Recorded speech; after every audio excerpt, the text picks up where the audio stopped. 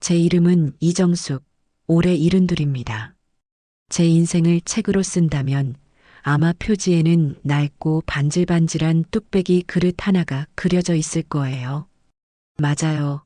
저는 평생 국밥을 팔아 자식을 키우고 돈을 번 사람입니다.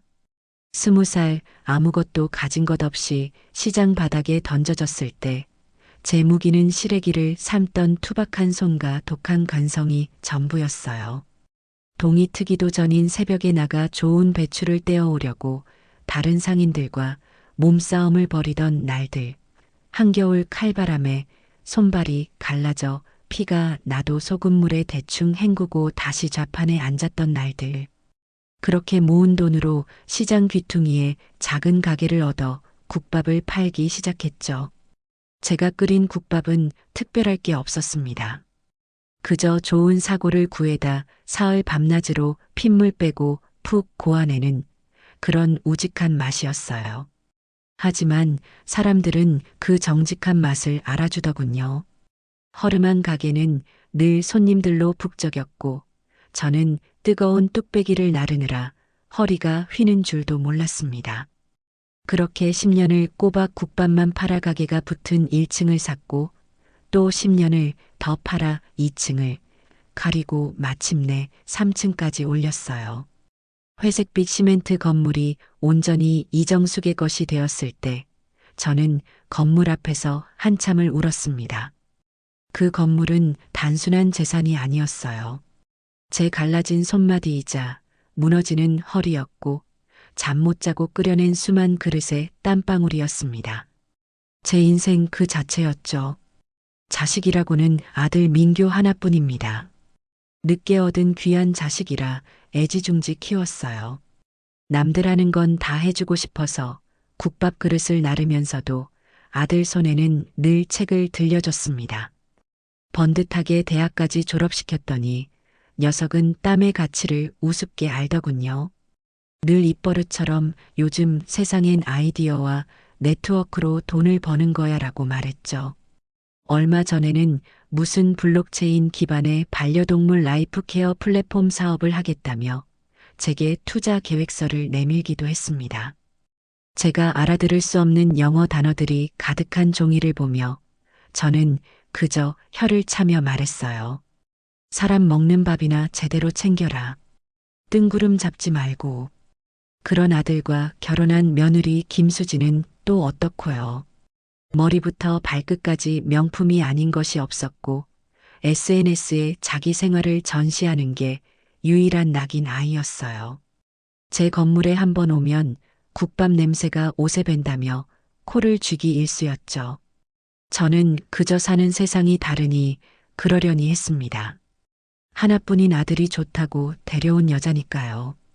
그저 그들이 제게 손 벌리지 않고 자기들끼리 잘 살아주기만을 바랐습니다. 어리석은 바람이었죠. 사달이 난 그날도 저는 새벽 4시에 일어나 1층 국밥집 주방으로 내려갔습니다. 거대한 솥에 담긴 육수가 잘 우러나고 있는지 확인하고 새로 담글 깍두기 물을 손질하고 있었어요. 그런데 갑자기 눈앞이 빙글 돌면서 세상이 기울어지는 느낌이 들더군요.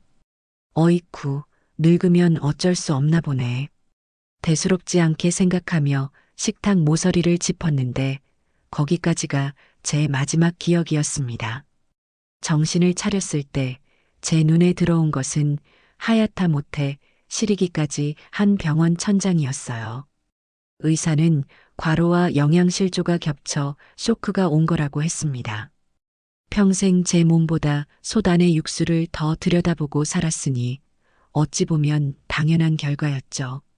제가 입원한 곳은 창가 자리도 아닌 6명이 함께 쓰는 어수선한 다인실의 한가운데였습니다. 사방에서 들려오는 기침 소리와 앓는 소리, 소독약 냄새가 머리를 지끈거리게 만들었어요. 제 옆자리에는 오경자라고 하는 저보다 몇 살 젊어 보이는 부인이 누워 있었습니다. 참 조용한 사람이었어요. 책을 읽거나 창밖을 보거나 가만히 눈을 감고 있는 게 전부였죠. 그 부인에게는 아들이 하나 있었는데 매일같이 찾아와 지극정성으로 어머니를 돌봤습니다. 제 아들 민교와 비슷한 나이로 보였는데 어찌나 살뜰한지 몰라요. 밥 먹기 싫다는 어머니 입에 죽을 떠먹여주고 젖은 수건으로 손발을 꼼꼼히 닦아주고 저녁이면 나직한 목소리로 책을 읽어주곤 했습니다. 그 모습을 볼 때마다 나는 평생 자식 하나를 위해 살았는데 내 아들은 지금 뭘 하고 있을까 하는 서글픈 마음이 드는 건 어쩔 수 없더군요. 물론 그저 스쳐가는 생각일 뿐이었어요. 남의 집 효자가 부럽다고 내 아들이 효자가 되는 건 아니니까요. 그렇게 며칠이 지났을 때 드디어 제 아들 민규와 며느리 수지가 모습을 드러냈습니다. 값비싼 과일 바구니를 들고 나타났지만 그들의 표정에서는 어떤 걱정도 읽을 수 없었어요. 수지는 병실에 들어서자마자 미간을 찌푸리며 호들갑을 떨었습니다. 어머니 세상에, 여기가 어디예요? 냄새나고 시끄러워서 병이 더 깊어지겠어요. 당장 1인실로 옮겨드릴게요. 제가 다 알아봤어요. 시끄럽다. 며칠 있다 나갈 건데 돈 아깝게 뭘 그러니. 저는 손을 내저으며 퉁명스럽게 말했습니다. 저를 위하는 척하는 그 말이 어쩐지 제 심기를 불편하게 만들었거든요. 민규는 제 옆간이 의자에 털썩 주저앉으며 과장된 한숨을 내쉬었습니다. 어머니, 이제 좀 어떠세요? 의사 선생님이 절대 무리하시면 안 된다고 신신당부를 했어요. 국밥집도 이제 그만하셔야죠. 평생 해온 일을 하루아침에 어떻게 그만두란 말이냐. 니들한테 손 안 벌리려면 내가 움직여야지. 제 퉁명스러운 대꾸에 민규의 얼굴에 순간 짜증이 스치는 것을 똑똑히 보았습니다. 녀석은 이내 표정을 바꾸며 부드러운 목소리로 말했어요. 그러니까요. 이제 저희가 다 알아서 할 테니 어머니는 편히 쉬시기만 하면 된다고요. 그때였어요. 민교가 무언가 결심한 듯 가방에서 두툼한 서류 봉투를 꺼낸 것이 불길한 예감이 심장을 쿵 내려앉게 만들었습니다. 어머니, 그래서 말인데 이거요. 아들이 제 눈앞에 펼쳐 보인 것은 부동산 매매 계약서였습니다. 매도일란에 찍힌 제 이름 석자와 인감도장, 그리고 제 인생이 고스란히 담긴 건물의 주소가 선명하게 보였죠. 머릿속이 새하얘지면서 숨이 턱 막혔습니다. 이게 대체 뭐냐? 간신히 쥐어짠 제 목소리는 염소처럼 떨리고 있었습니다. 며느리 수지가 뭐가 문제냐는 듯 아무렇지 않게 입을 열었어요. 어머니, 이제 힘드시잖아요. 계단 오르내리시는 것도 힘겹고. 그래서 저희가 좋은 값에 정리했어요. 마침 사겠다는 사람이 나타나서요. 정리했다고요? 내 젊음과 맞바꾼, 내 뼈를 갈아세운 그 건물을 저것들이 종이 한 장으로 정리했다고요? 저는 믿을 수 없다는 듯 아들의 얼굴을 쳐다봤습니다. 녀석은 제 시선을 피하며 변명을 늘어놓기 시작했어요. 어머니, 이건 권리 문제가 아니에요. 효율의 문제죠. 어머니 혼자서 낡은 건물 붙들고 있는 것보다 저희가 그 자산을 이용해서 더 큰 가치를 만드는 게 모두에게 이득이라고요. 어머니 노후도 저희가 훨씬 더 빵빵하게 책임질 수 있고요. 누구 맘대로 내가 이렇게 두 눈 시퍼렇게 뜨고 살아있는데 누구 맘대로 내 집을 팔아치워. 저는 침대에서 벌떡 일어나 고함을 질렀습니다. 분노에 온몸이 떨렸어요. 하지만 링거를 꽂은 팔은 허공에서 힘없이 흔들렸고 다리가 풀려 그대로 침대 위로 다시 주저앉고 말았습니다. 수지는 그런 저를 벌레 보듯 쳐다보며 차갑게 말했습니다. 어머니, 소리 지르지 마세요. 혈압 올라요. 저희가 다 어머니 생각해서 그런 거라니까요. 그 동네 이제 재개발 소문도 다 꺼졌어요. 저희가 정말 팔 수 있을 때 최고가로 잘 판 거라니까요. 나중에 땅을 치고 후회하실 뻔했어요. 저를 위한다고요? 후회하지 않게 해줬다고요? 저는 기가 막혀서 헛웃음만 터져 나왔습니다. 그제야 모든 조각이 맞춰졌어요. 제가 병원에 입원한 사이 저것들이 제 집에 멋대로 들어가 통장과 인감도장을 모두 훔쳐갔다는 사실을요. 저는 완벽하게 발가벗겨진 채로 벼랑 끝에 내몰린 겁니다. 그것도 제 목숨보다 귀하게 여겼던 아들놈의 손에 의해서요. 민교와 수지는 퇴원 날짜 잡히면 연락 주세요. 모시러 올게요라는 말을 남기고 미련 없이 병실을 떠났습니다.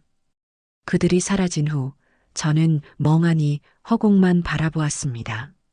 병실의 시계가 째깍거리는 소리, 다른 환자들의 뒤척이는 소리, 복도에서 간호사를 부르는 소리. 그 모든 소리가 저와는 상관없는 다른 세상의 소음처럼 아득하게 들려왔습니다. 소리 없는 눈물이 뺨을 타고 흘러 차가운 베갯니들 축축하게 적셨지만 곡소리를 낼 기력조차 남아있지 않았어요. 내 인생이 이렇게 끝나는구나. 평생을 바쳐 쌓아 올린 성이 모래성처럼 허무하게 무너져 내렸습니다. 옆자리에서는 여전히 그 조용한 부인의 아들이 나직하고 따뜻한 목소리로 책을 읽어주고 있었어요. 그 평화로운 목소리가 제 처참한 현실과 극명한 대조를 이루며 심장을 더욱 아프게 파고들었습니다. 저는 그저 제 인생의 마지막 장이 이토록 끔찍한 배신으로 더럽혀졌다는 절망감 속에서 조용히 눈을 감았습니다. 아무것도 할 수 없다는 무력감이 온몸을 쇠사슬처럼 칭칭 감고 있었어요. 퇴원하는 날 하늘은 이상하리만치 맑았습니다. 하지만 제 마음은 먹구름이 잔뜩 낀 장마철 같았어요. 아들 민교와 며느리 수지가 저를 데리러 왔습니다. 민교가 운전하는 차는 제가 평생 타본 적 없는 번쩍이는 외제차였죠.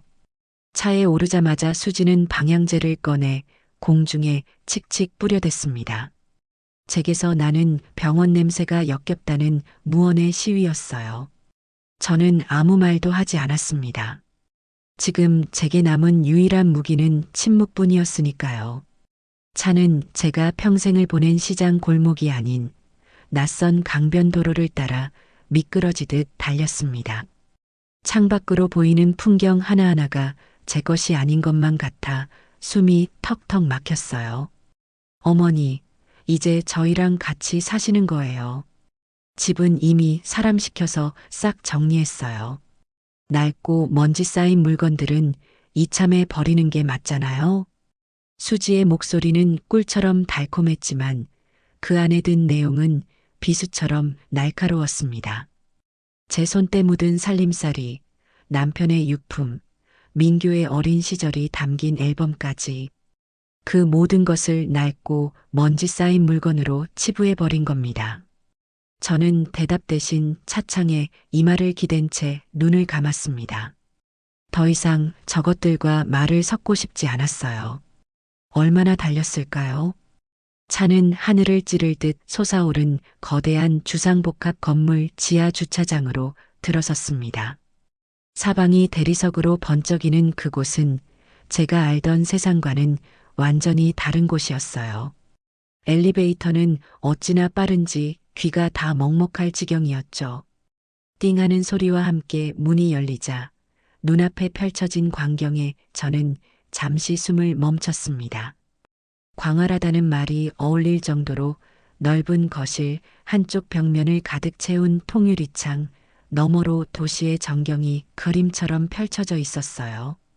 제가 평생을 바쳐 마련한 3층짜리 상가 건물이 저 아파트의 화장실 한 칸만 할까 하는 비참한 생각이 들었습니다. 어머니, 이쪽이 어머니 방이에요. 저희가 신경 써서 제일 전망 좋은 방으로 꾸몄어요. 수지가 저를 안내한 방은 제가 살던 안방보다 2배는 넓었습니다. 푹신한 최고급 침대와 근사한 가구들이 보기 좋게 놓여 있었죠. 하지만 그 방에는 제 것이라고는 아무것도 없었습니다. 제 냄새, 제 흔적, 제 세월이 완벽하게 지워진, 그저 잘 꾸며진 호텔방 같았어요. 저는 침대맡에 놓인 작은 협탁을 손으로 쓸어보았습니다. 제가 시집올 때 해온 자개장이 놓여있던 바로 그 자리였죠. 그 위에는 제 남편과 찍은 흑백 사진이 항상 놓여 있었는데, 이제는 차가운 대리석 감촉만이 손끝에 닿을 뿐이었습니다. 어머니 짐은 저희가 보기엔 다 버려야 할 것들 뿐이라서요. 그냥 필요한 옷까지만 몇 개 가져왔어요. 나머지는 저희가 새로 다 사드릴게요. 민교가 옷장 문을 열며 말했습니다. 옷장 안에는 제 몸에 맞지도 않는 화려하고 어색한 옷 몇 벌이 낯설게 걸려 있었어요. 제 평생을 함께한 몸빼 바지와 낡은 스웨터는 버려야 할 것이 되어 사라진 후였습니다. 저는 그 자리에 한참을 서 있었습니다. 마치 제 영혼이 담겨 있던 집을 잃고 이제는 제 몸뚱이마저 저들의 인형처럼 전시된 기분이었어요. 그날 이후 저의 삶은 포로와 다를 바 없었습니다. 아침에 눈을 뜨면 가사도우미가 차려주는 제 입맛에는 맞지도 않는 샐러드와 빵을 억지로 삼켜야 했어요. 낮에는 소파에 앉아 멍하니 텔레비전을 보는 것이 하루 일과의 전부였죠. 수지는 제게 신용카드 한 장을 쥐어주며 필요한 것 사시라고 했지만 그 카드는 제게 족쇄나 다름없었습니다. 카드를 긁으면 즉시 수지의 핸드폰으로 사용 내역 문자가 날아갔거든요. 제 모든 움직임은 그렇게 감시당하고 있었습니다. 어머니, 어디 가세요? 바람 좀 쐬러 나간다. 제가 모시고 나갈게요. 혼자 다니시면 위험해요. 제가 현관문 쪽으로 향할 때마다 수지는 귀신같이 나타나 제 앞을 막아섰습니다. 위험하다는 말은 핑계일 뿐 제가 밖으로 나가 다른 사람과 접촉하는 것을 막으려는 속셈이라는 걸 모를 리 없었죠. 저는 결국 하루 종일 그 화려한 감옥 안에서 유령처럼 떠돌아야만 했습니다. 제 유일한 말벗은 창밖을 떠다니는 구름뿐이었어요. 그러던 어느 날 밤이었습니다. 목이 말라 물을 마시러 거실로 나갔는데 서재에서 아들 내외의 목소리가 새어나오고 있었어요. 문이 살짝 열려 있었죠. 저는 저도 모르게 문틈으로 귀를 가져다 댔습니다. 그러니까 진작에 네가 주식만 안 했어도 이 지경까지는 안 왔잖아. 그 돈이 어떤 돈인데? 수지의 날카로운 목소리가 들렸습니다. 시끄러워. 누가 알았냐고. 전문가들이 다 오른다고 했는데. 그리고 뭐, 네가 산 그 명품 가방들은 다 하늘에서 떨어졌어? 민교가 지지 않고 맞받아쳤습니다. 저는 숨을 죽였습니다. 주식이라니요. 그게 무슨 소리일까요? 그거랑 이거랑 같아? 나는 기껏해야 몇 천만 원이지만 너는 몇 억을 날렸잖아. 사채까지 썼다며. 그거 막느라 어머니 건물까지 판 거 아니야. 그래서 다 막았잖아. 그리고 남은 돈으로 이제 제대로 된 사업 시작할 거니까 두고 보라고. 저는 제 귀를 의심했습니다. 아들놈이 주식 투자로 거액의 빚을 졌고 심지어 사채까지 썼다고요? 그리고 그 빚을 갚기 위해 제 건물을 팔아치운 거였습니다. 제 평생이 아들놈의 도박 빚을 갚는데 고스란히 쓰인 겁니다. 온몸의 피가 차갑게 식는 것 같았어요. 사업은 무슨 사업? 또 뜬구름 잡는 소리 하겠지. 이번엔 진짜야. IT 기반 프리미엄 공유 오피스라고. 요즘 뜨는 사업 모델이라고. 강남의 제일 좋은 빌딩에다 낼 거야. 인테리어도 최고급으로 하고. 우리 이제 국밥집 아들, 며느리 아니고 강남 빌딩주 되는 거라고. 그게 잘 될지는 두고 봐야지. 아무튼 어머니는 어떻게 할 거야? 계속 저렇게 모시고 살 순 없잖아. 좀 더 지켜보다가 요양원 알아봐야지. 치매 초기 증상도 좀 있으신 것 같다고 하면 받아줄 거야. 우리가 매달 생활비 드리는 것보다 그게 더 싸게 먹혀. 저는 더 이상 듣고 있을 수가 없었습니다. 제 심장이 발끝으로 곤두박질 치는 것 같았어요. 저것들은 저를 요양원에 버릴 계획까지 세우고 있었던 겁니다. 저는 비틀거리며 제 방으로 돌아왔습니다. 차가운 방바닥에 주저앉아 소리 없이 울었어요. 분노와 배신감, 그리고 지독한 슬픔이 온몸을 갈기갈기 찢는 것 같았습니다. 국밥을 팔아번 돈으로 아들을 대학에 보냈을 때 저는 세상을 다 가진 것처럼 행복했습니다. 아들이 처음으로 월급을 타와서 내복을 사왔을 때 저는 그 내복을 끌어안고 밤새 울었죠. 제 인생의 모든 기쁨은 아들과 연결되어 있었습니다. 그런데 그 아들이 제 등에 칼을 꽂고도 모자라 이제는 저를 내다버릴 궁리까지 하고 있었던 겁니다. 그 순간 문득 머릿속을 스치는 것이 있었습니다. 병원에서 퇴원하던 날 옆자리 환자였던 오경자 씨가 제 손을 잡으며 건네주었던 작은 쪽지였어요. 답답할 때 전화라도 해요. 말동무는 해줄 수 있으니까. 그때는 경황이 없어 고맙다는 인사만 하고 주머니에 쑤셔 넣었는데 그걸 아직 버리지 않고 있었습니다. 저는 서랍 깊숙한 곳에 숨겨두었던 낡은 이지 핸드폰을 꺼내 들었습니다. 민교가 스마트폰을 사주기 전에 쓰던 지금은 연락처도 몇 개 남지 않은 구식 핸드폰이었죠. 수지가 제 짐을 정리할 때 이런 고물은 눈에 들어오지도 않았던 모양입니다. 저는 떨리는 손으로 쪽지에 적힌 번호를 꾹꾹 눌렀습니다. 지금 시각은 새벽 2시. 전화를 받을 리 없다는 걸 알면서도 저는 지푸라기라도 잡는 심정으로 통화 버튼을 눌렀습니다. 제게 남은 마지막 희망의 끈이었습니다. 지금 거신 번호는 하는 차가운 기계음이 들려올 거라 생각했습니다. 그런데 놀랍게도 신호음이 몇 번 울리지 않아 전화가 연결되었어요.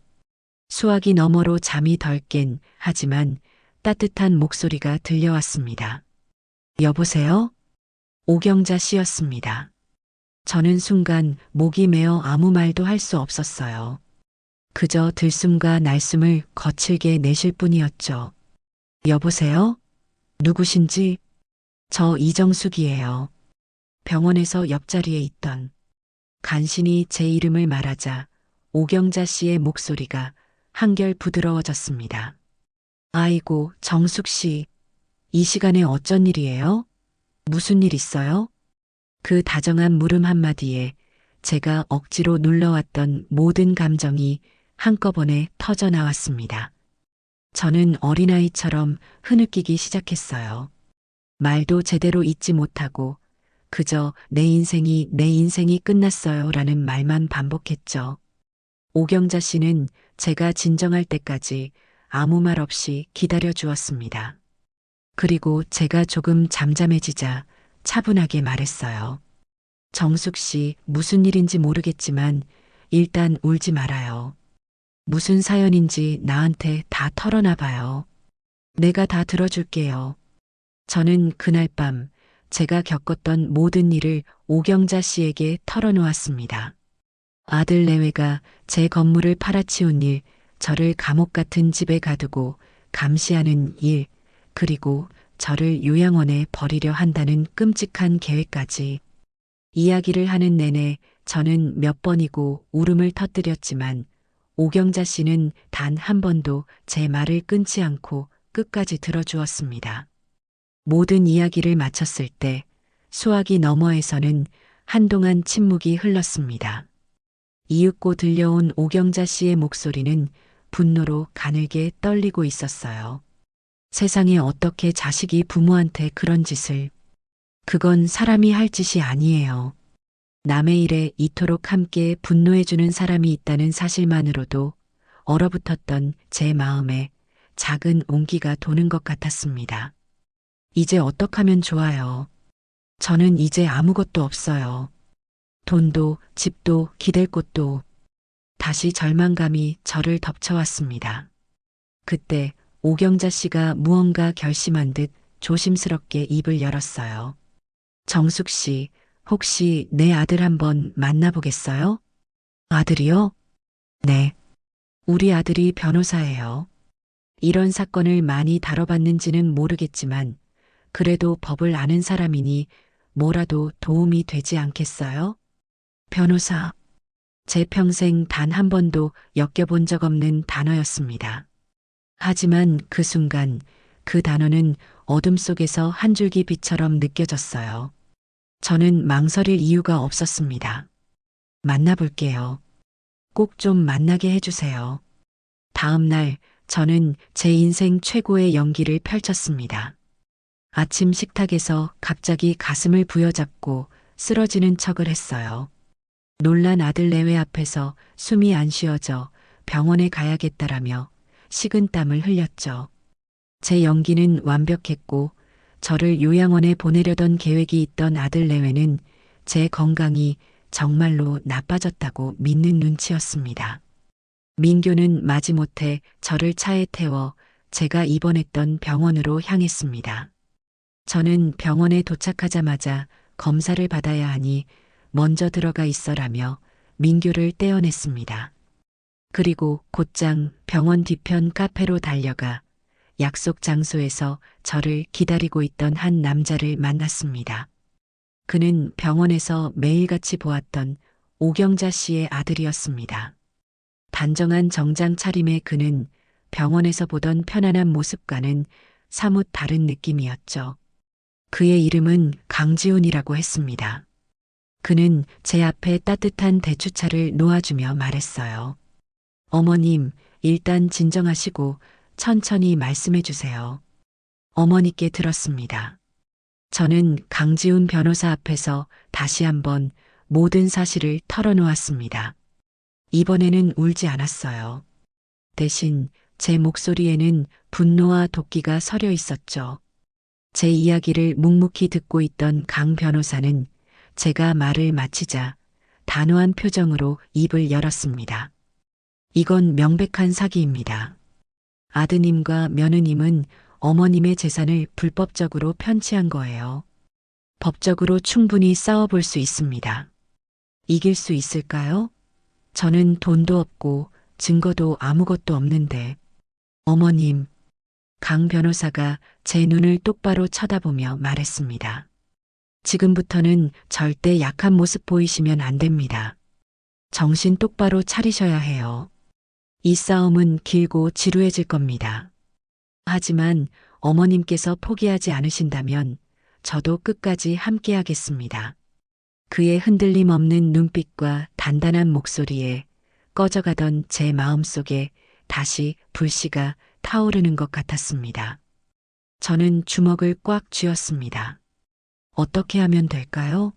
시키는 건 뭐든지 하겠습니다. 강 변호사는 가방에서 서류철을 꺼내 제 앞에 펼쳤습니다. 그는 법적으로 이길 수 있는 치밀한 계획을 설명하기 시작했어요. 우선 아드님이 어머님의 인감도장을 훔쳐서 계약을 진행했다는 걸 증명해야 합니다. 하지만 그건 쉽지 않아요. 가족 간의 일이니 어머님께서 동의하셨다고 우길 가능성이 높습니다. 그럼 어떡하죠? 그래서 우리는 다른 방향으로 접근해야 합니다. 계약 당시 어머님께서 정상적인 판단을 할 수 없는 상태였다는 것을 입증하는 겁니다. 병원에 입원 중이셨다는 건 우리에게 아주 유리한 증거예요. 그의 설명은 명쾌했습니다. 하지만 다음 말은 저를 당황하게 만들었죠. 그러기 위해서 지금부터 어머님은 연기자가 되셔야 합니다. 연기자라니요? 아드님과 며느님 앞에서 모든 것을 포기한 치매 노인 연기를 하시는 겁니다. 기억이 오락가락하고 했던 말을 또 하고 사람도 잘 못 알아보는 것처럼요. 저들이 어머님을 완전히 자기들 소나기에 넣었다고 착각하게 만들어야 합니다. 경계심을 완전히 허물고 자기들 입으로 범행을 실토하게 만드는 거죠. 저는 잠시 망설였습니다. 제 자존심이 허락하지 않았어요. 하지만 이내 마음을 굳혔습니다. 자존심보다 더 중요한 것은 제 인생을 되찾는 것이었으니까요.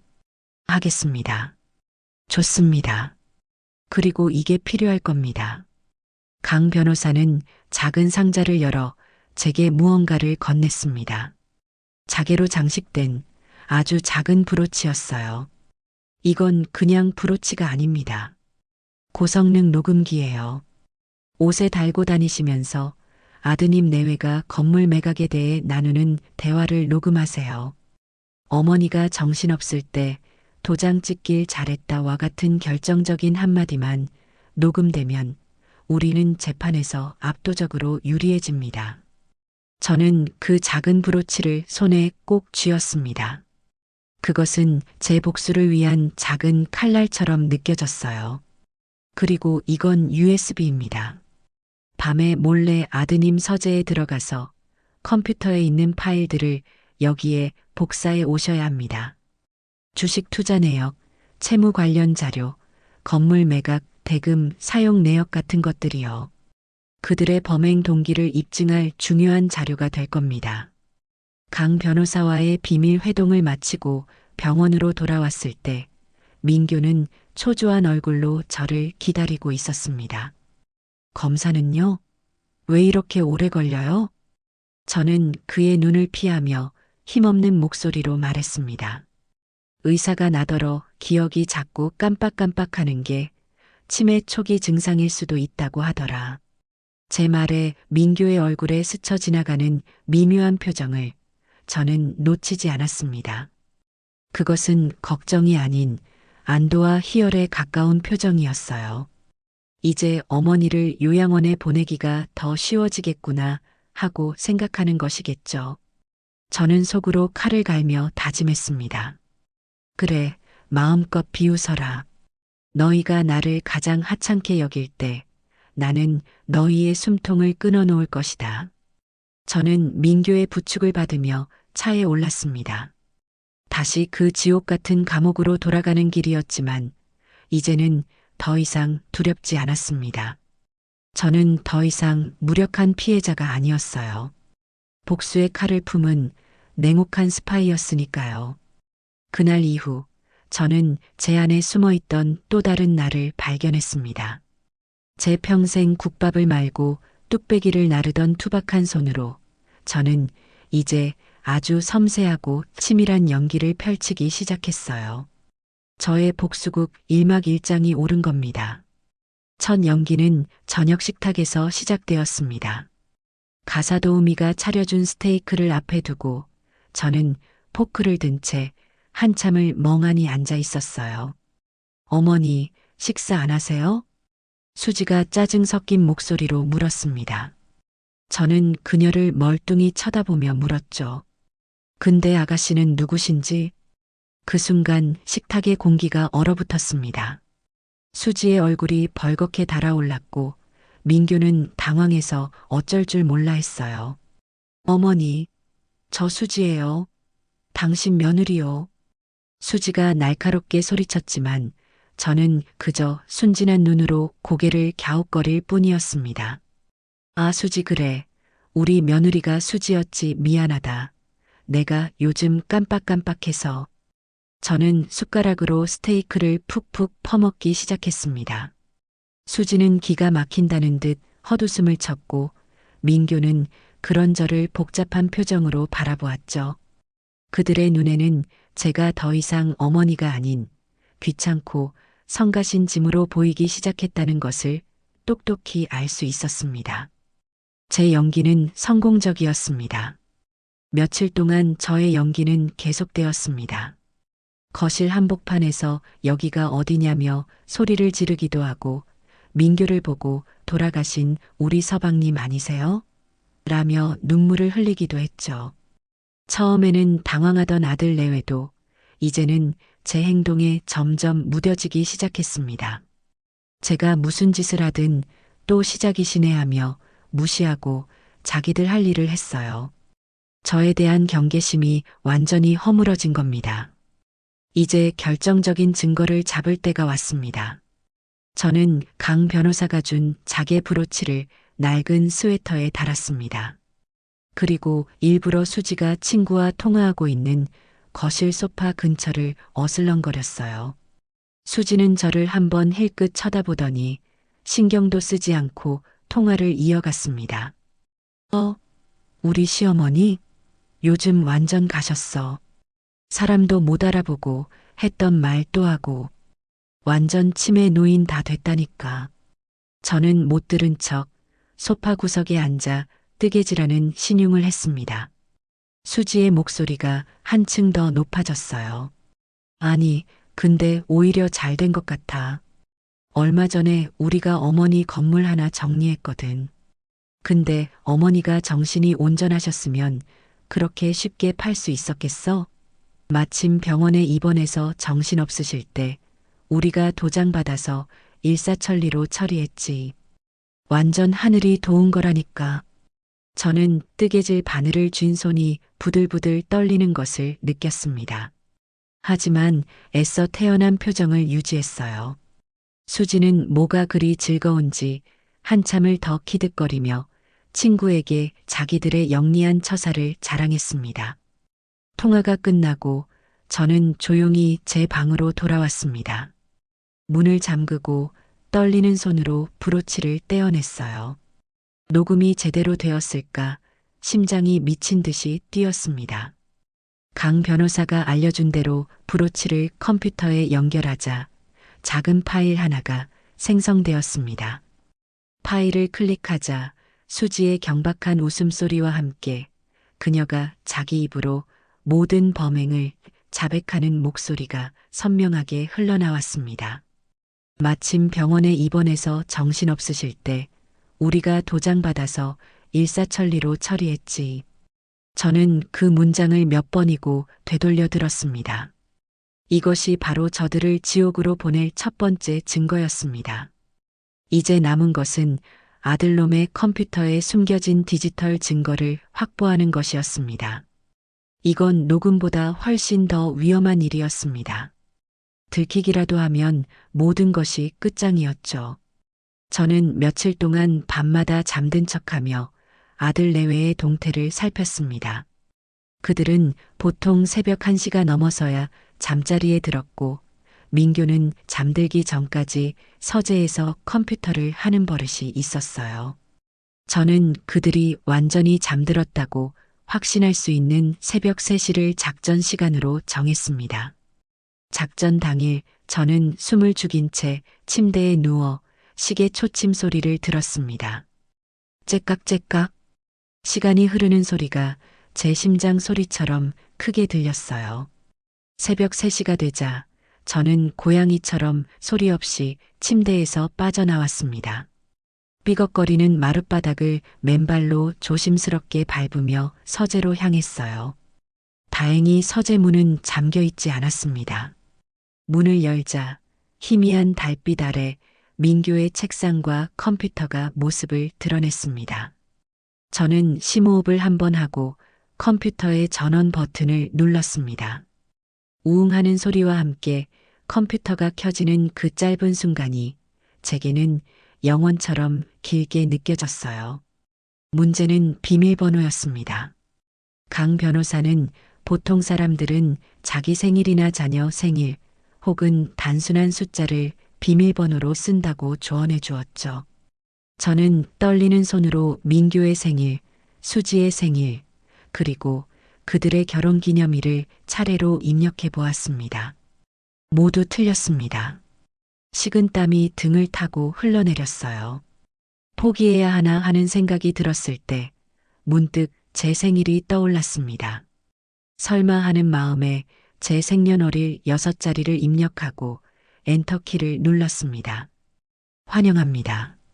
화면에 떠오른 그 문구를 보는 순간 저는 허탈한 웃음이 터져 나오는 것을 겨우 참았습니다.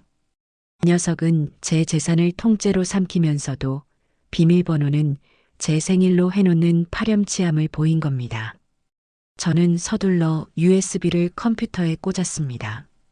그리고 강 변호사가 알려준 대로 내 문서와 다운로드 폴더를 뒤지기 시작했어요. 폴더 안은 온갖 파일들로 뒤죽박죽이었습니다. 저는 주식, 대출, 계약서 같은 단어들을 중심으로 파일을 샅샅이 훑었습니다. 마침내 저는 개인 채무 정리라는 이름의 엑셀 파일을 발견했습니다. 파일을 열자 그 안에는 아들놈이 진 빚의 내역이 빼곡하게 적혀 있었습니다. 제1금융권 대출은 물론이고 저축은행과 대부업체, 심지어 이름 모를 개인에게 빌린 사채까지. 총액은 제가 상상했던 것보다 훨씬 더 큰 금액이었습니다. 녀석은 밑빠진 독에 물을 붓고 있었던 겁니다. 저는 계속해서 파일을 뒤졌습니다. 증권거래 내역 폴더에서는 처참한 수익률이 기록된 주식거래 내역을, 사업계획서 폴더에서는 제 건물을 판 돈으로 시작하려는 프리미엄 공유 오피스 사업에 허황된 청사진을 찾아낼 수 있었어요. 그리고 마침내 상가 건물 매매 관련 폴더에서 결정적인 증거들을 발견했습니다. 제 건물 매매 계약서, 원본 파일, 매각 대금이 입금된 통장 내역, 그리고 그 돈이 아들의 빚을 갚고 새로운 사업 투자금으로 빠져나간 흐름까지 모든 것이 그 안에 있었습니다. 저는 필요한 파일들을 모두 USB로 옮겨 담았습니다. 복사가 완료되고 USB를 컴퓨터에서 뽑는 순간 등 뒤에서 희미한 소리가 들렸습니다. 어머니, 잠이 깬 민규의 목소리였습니다. 심장이 멎는 것 같았어요. 저는 그대로 얼어붙었습니다. 하지만 이내 정신을 차리고 제게 남은 유일한 무기인 연기를 시작했습니다. 저는 천천히 뒤를 돌아보며 멍한 표정으로 말했어요. 여보, 당신이었구려. 왜 이렇게 늦게 왔어요? 내가 얼마나 기다렸는데. 저는 민규를 향해 팔을 벌리며 죽은 남편을 만난 것처럼 눈물을 흘렸습니다. 제 정신 나간 연기에 민규는 질렸다는 표정을 짓더군요. 어머니, 저 민규예요. 정신 좀 차리세요. 여기서 뭐 하시는 거예요? 아니야, 당신 내 서방님 맞잖아. 나 데리러 온 거지? 저는 민규에게 다가가려다 일부러 발을 헛디뎌 넘어졌습니다. 민규는 한숨을 쉬며 저를 부축해 방으로 데려다 주었어요. 저를 침대에 눕히며 민규가 중얼거리는 소리를 똑똑히 들었습니다. 정말 안 되겠네. 빨리 병원 알아봐야지. 저는 이불 속에서 USB를 꽉 쥔 채 승리의 미소를 지었습니다. 너희가 나를 요양원에 보낼 준비를 하는 동안 나는 너희를 감옥에 보낼 준비를 하고 있단다. 나의 어리석고 가여운 아들아. 이제 복수의 무기는 모두 제 손에 들어왔습니다. 남은 것은 이 칼을 언제, 어떻게 휘두를 것인가 하는 문제뿐이었어요.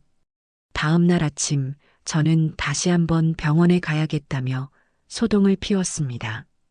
이번에는 머릿속에서 벌레가 기어다니는 것 같다는 누가 들어도 정신 나간 사람의 소리를 해댔죠. 수지는 질색하며 고개를 저었고 민규는 마지못해 저를 데리고 나섰습니다. 저는 차 안에서 일부러 횡설수설하며 아들의 인내심을 시험했어요. 그렇게 도착한 병원에서 민규를 따돌리고 강지훈 변호사를 만나는 것은 이제 식은 죽 먹기보다 쉬운 일이었습니다. 카페의 가장 구석진 자리에 앉아 저는 품속에 깊이 숨겨두었던 자개 브로치와 USB를 꺼내 강 변호사에게 건넸습니다. 제 손은 긴장으로 미세하게 떨리고 있었어요. 강 변호사는 아무 말 없이 그것들을 받아들고 노트북에 연결했습니다. 먼저 녹음 파일을 재생하자 카페의 소음 속에서도 수지의 경박한 목소리가 또렷하게 흘러나왔습니다. 마침 병원에 입원해서 정신없으실 때 우리가 도장받아서 일사천리로 처리했지. 완전 하늘이 도운 거라니까. 강 변호사는 그 부분을 몇 번이고 반복해서 듣더니 만족스러운 미소를 지으며 고개를 끄덕였습니다. 이 정도면 완벽합니다, 어머님. 자기 입으로 정신없을 때 도장을 받았다고 실토했으니 계약의 정당성을 다투는데 아주 중요한 증거가 될 거예요. 그의 말에 저는 안도의 한숨을 내쉬었습니다. 다음은 USB였습니다. 강 변호사가 파일을 하나씩 열어볼 때마다 그의 표정은 점점 더 굳어갔습니다. 아들의 처참한 주식 거래 내역, 사채업자들과의 대화 기록, 그리고 제 건물 매각 대금이 빚을 갚는데 사용된 명세까지 모든 것이 적나라하게 드러나자 그는 깊은 한숨을 내쉬었습니다. 이건 정말 악질적이군요. 어머님의 평생을 자기 도박빚 갚는 데 쓴 거나 마찬가지예요. 그러니 사람이 아니지요. 저는 찻잔을 든 손에 힘을 주었습니다. 찻잔의 온기가 제 분노를 조금이나마 녹여주는 것 같았어요. 이제 어떻게 하면 될까요? 당장 저것들을 고소할 수 있나요? 물론 가능합니다. 하지만 지금 바로 소송을 거는 건 최선이 아닙니다. 강 변호사는 저를 진정시키며 말했습니다.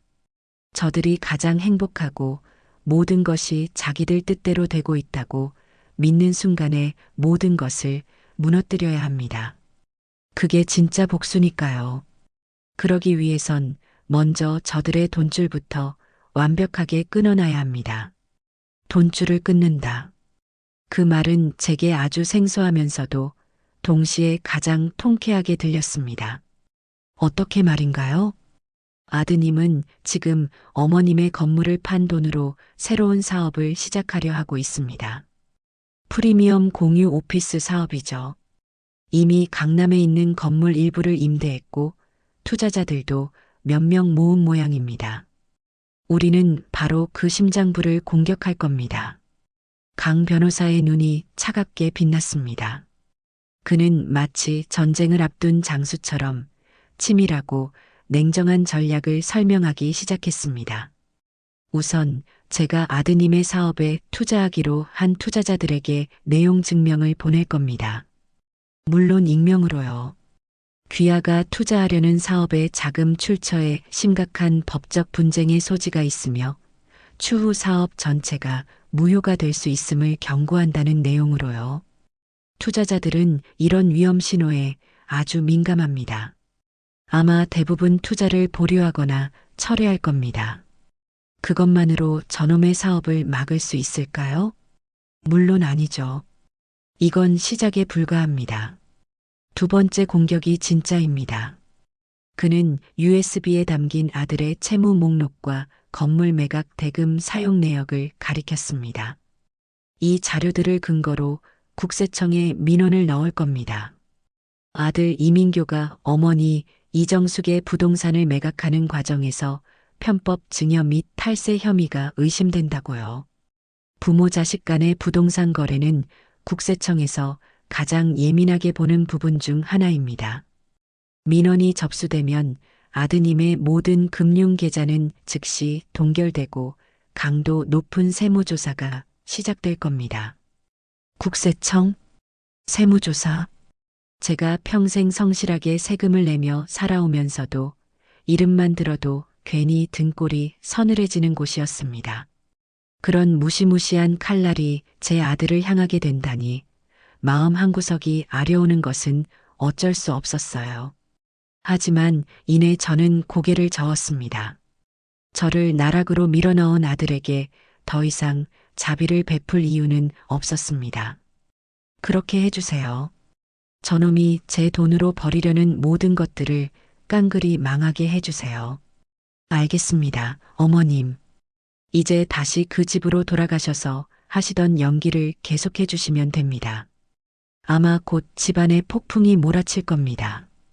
그때도 어머님은 그저 아무것도 모르는 정신 나간 노모이셔야만 합니다. 아시겠지요? 알겠습니다. 저는 비장한 각오로 자리에서 일어났습니다. 이제 주사위는 던져졌습니다. 저는 그저 폭풍의 눈 한가운데서 모든 것이 무너져 내리는 광경을 조용히 지켜보기만 하면 되는 것이었어요. 집으로 돌아온 며칠 뒤 첫 번째 폭풍이 몰아치기 시작했습니다. 저녁 식사를 마친 민교가 서재에서 누군가와 심각한 얼굴로 통화를 하고 있었어요. 저는 일부러 물을 마시는 척하며 서재 근처를 어슬렁거렸습니다. 네, 대표님, 그게 무슨 말씀이세요? 갑자기 투자를 보류하시겠다니요. 계약서에 도장까지 다 찍어놓고.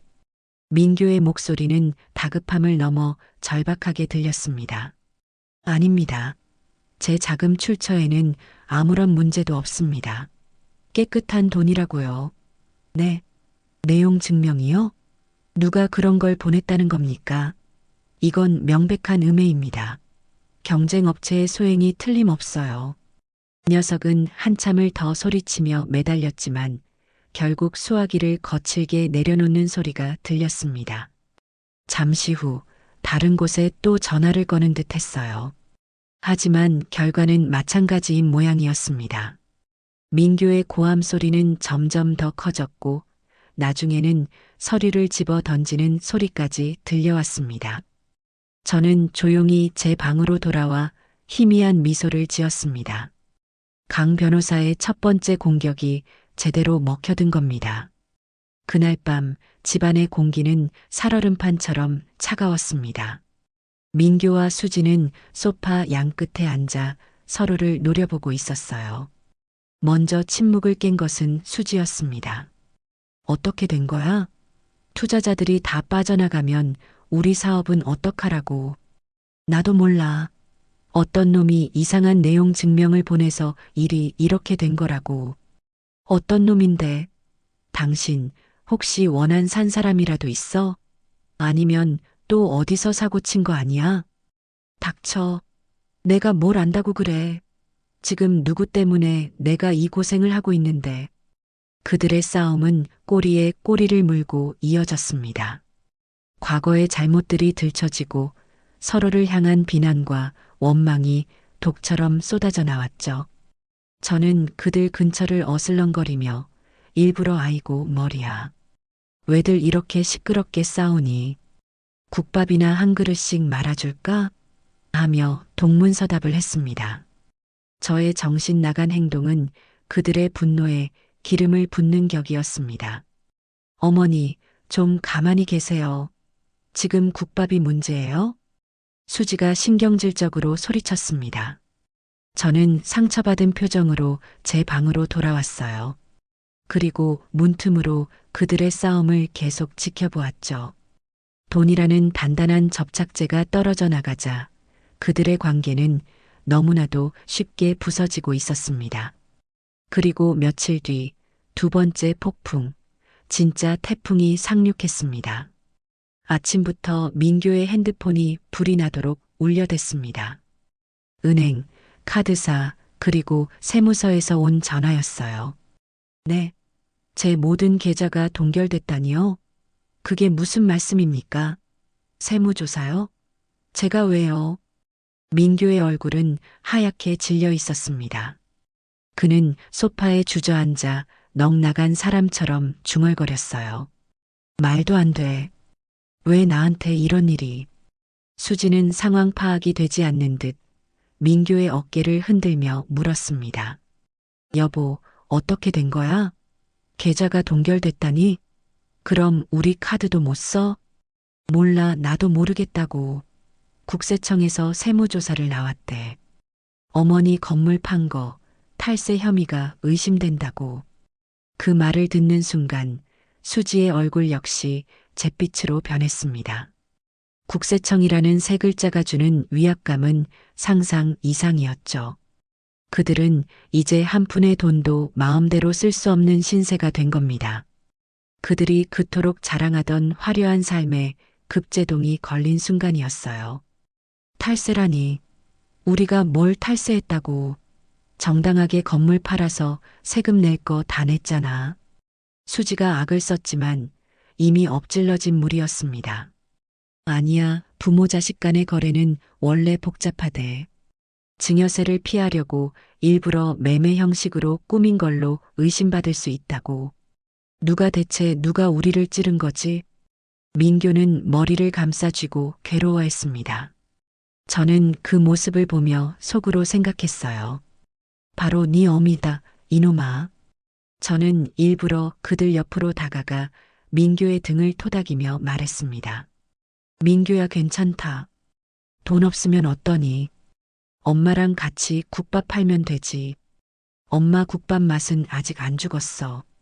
제 말에 민규는 저를 뿌리치며 괴성을 질렀습니다. 아, 좀 저리 가시라고요. 다 어머니 때문이야. 그놈의 국밥, 국밥. 녀석은 자신의 실패를 제 탓으로 돌리고 있었습니다. 저는 상처받은 노모의 얼굴을 한 채 조용히 방으로 물러났습니다. 문을 닫는 순간 제 입가에는 차가운 미소가 걸려 있었죠. 이제 저들은 완벽하게 고립되었습니다. 돈줄이 막히고 사업은 엎어지고 서로를 향한 불신은 극에 달했죠. 이제 마지막 미끼를 던져 저놈의 숨통을 완전히 끊어놓을 시간만이 남아 있었습니다.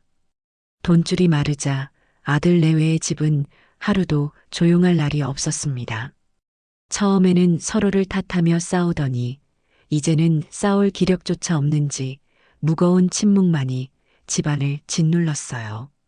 수지는 매일같이 방에 틀어박혀 나오지 않았고 민규는 술에 취해 밤늦게 들어오는 날이 잦아졌습니다. 그들이 그토록 자랑하던 화려한 성은 이제 금이 가고 무너져 내리는 폐허나 다름없었죠.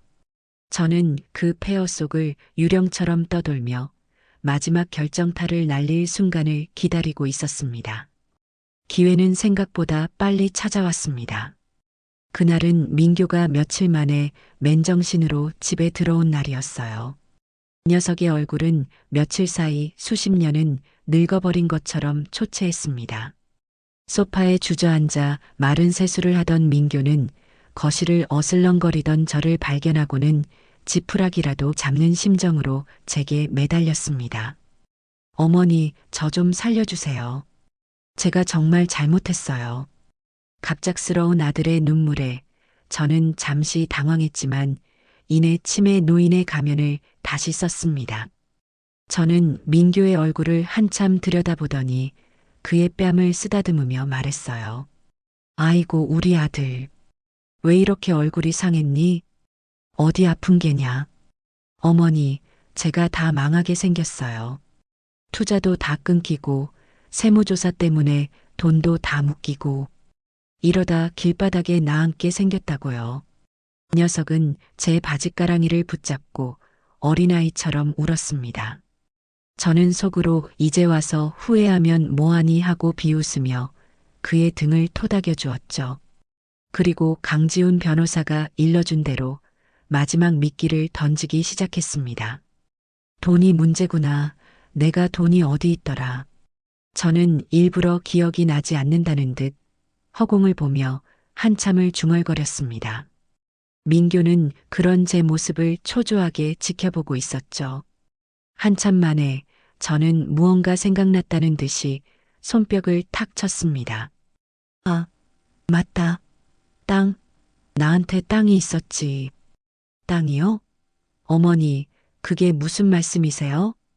민규의 눈이 번쩍 뜨였습니다.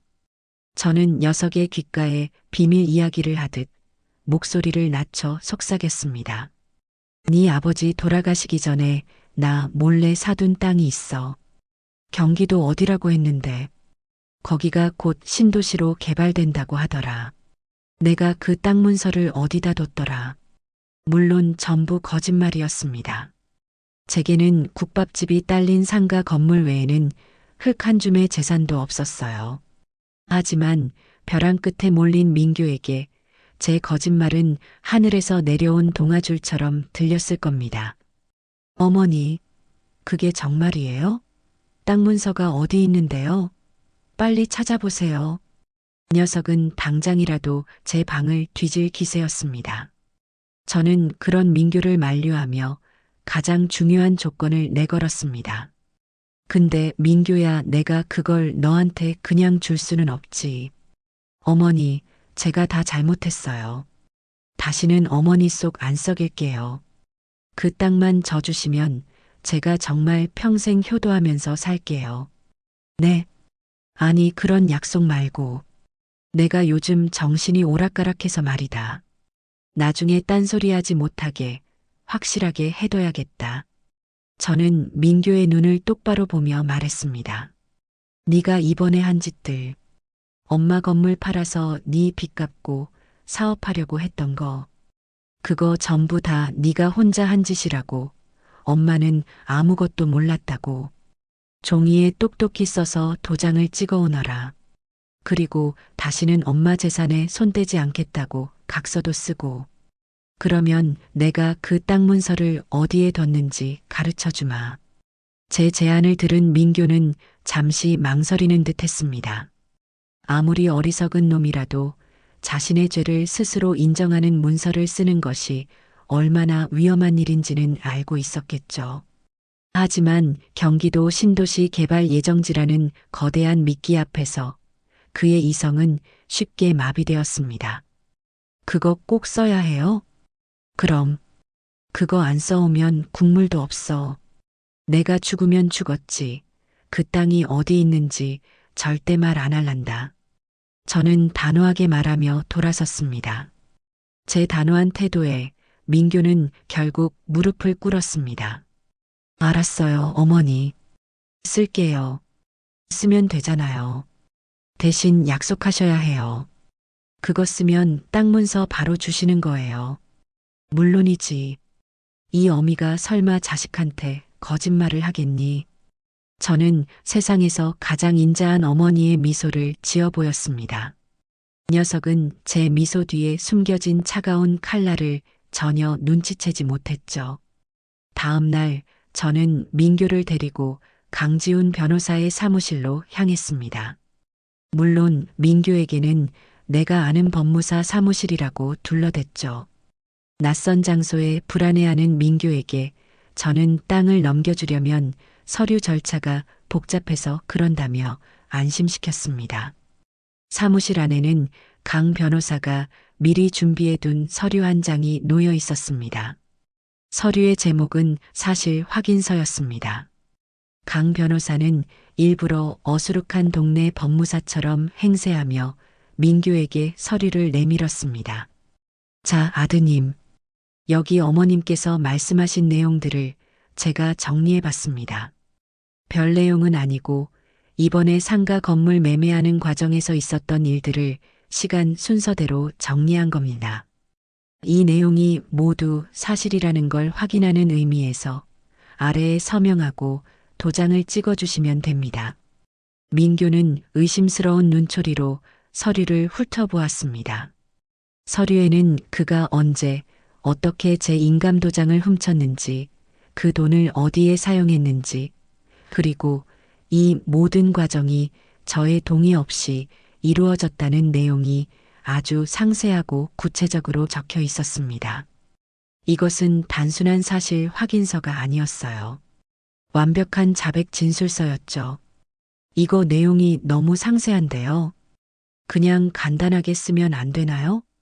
민규가 불안한 목소리로 말했습니다. 그 순간 제가 나섰습니다. 저는 일부러 민규의 팔을 붙잡고 눈물을 글썽이며 말했어요. 민규야, 엄마는 그냥 확인만 받으려는 거야. 나중에 딴소리 안 한다는 약속만 받으면 돼. 엄마가 이 나이에 너랑 법정 싸움이라도 하겠니? 그냥 이거 하나만 써주면 엄마가 가진 거 다 너한테 주고 조용히 시골 내려가서 살란다. 제 눈물 연기에 강 변호사도 옆에서 거들었습니다. 아드님, 너무 복잡하게 생각하실 것 없습니다. 이건 그냥 어머님 마음 편하시라고 형식적으로 작성하는 겁니다. 법적인 효력 같은 건 크게 없어요. 땅이라는 거대한 욕망, 저의 눈물 연기, 그리고 변호사의 교묘한 거짓말. 삼박자가 완벽하게 맞아떨어지자 민규의 마지막 이성의 끈이 끊어지고 말았습니다. 알겠습니다. 찍을게요. 녀석은 결국 자신의 이름 옆에 스스로 서명하고 인감도장을 찍었습니다. 그 모습을 지켜보는 제 심장은 차갑게 뛰고 있었어요. 철컥하고 도장이 찍히는 소리는 마치 제 아들의 인생에 사형 선고가 내려지는 소리처럼 들렸습니다.